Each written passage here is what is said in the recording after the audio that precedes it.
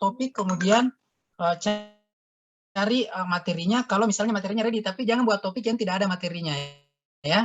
Jadi harus membuat topik itu, ya memang topik skripsi itu kan harus beda-beda. Jadi tapi kecil kemungkinan atau besar kemungkinan topik skripsi kamu pasti adalah samanya dengan kampus lain. Tetapi kan hanya kampus lain, bukan di kampus kamu toh. Karena kan di kampus itu ada namanya sistem Turnitin. Turnitin itu fungsinya adalah untuk mendeteksi seberapa besar persamaan isi kata-katamu dengan skripsi yang sudah terjadi sebelumnya atau yang sudah dibuat sebelumnya. Jadi topik itu, kalau ingin menentukan topik yang baik, dia harus meninjau, harus melakukan penelitian, harus melakukan observasi dulu deh ya. Oke, ada lagi yang mau ditanyakan?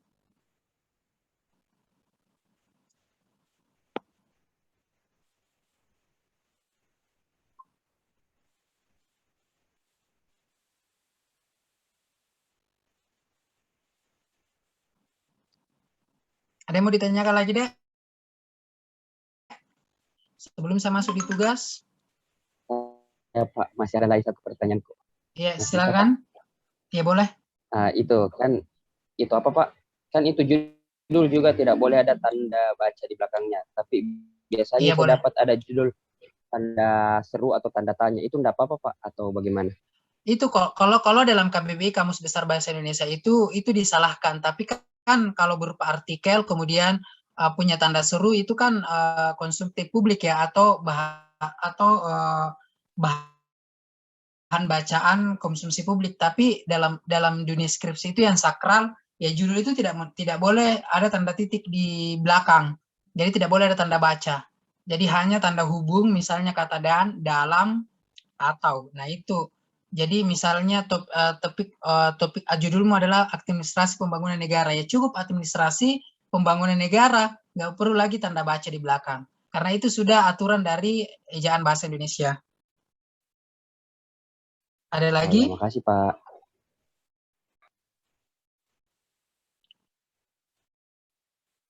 Oke, kalau begitu sediakan kertas dan pulpen, saya masuk di tugas ya.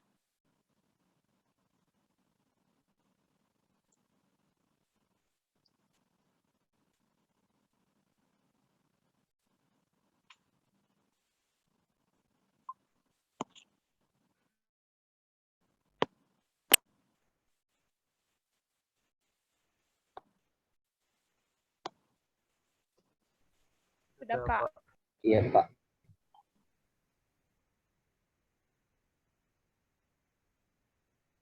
Perbedaan topik, tema, dan judul. Jelaskan perbedaan topik, tema, dan judul.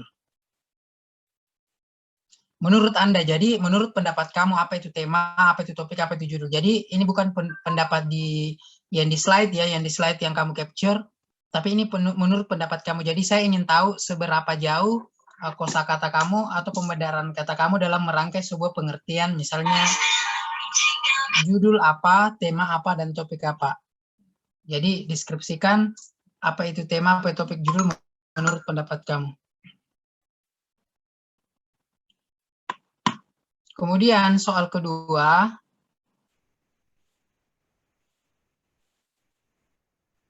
sebutkan 4 syarat pembuatan topik.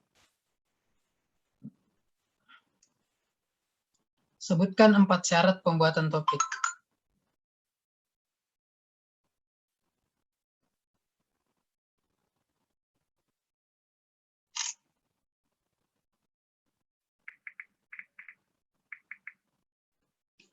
Jadi 4 syarat pembuatan topik ya.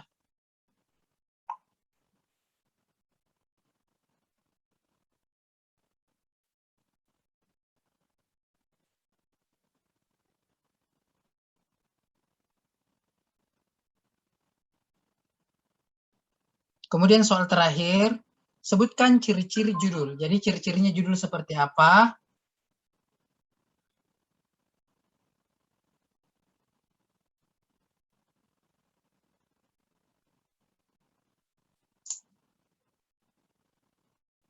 Jadi nanti saya absen pas terakhir ada ya, pas di jam terakhir.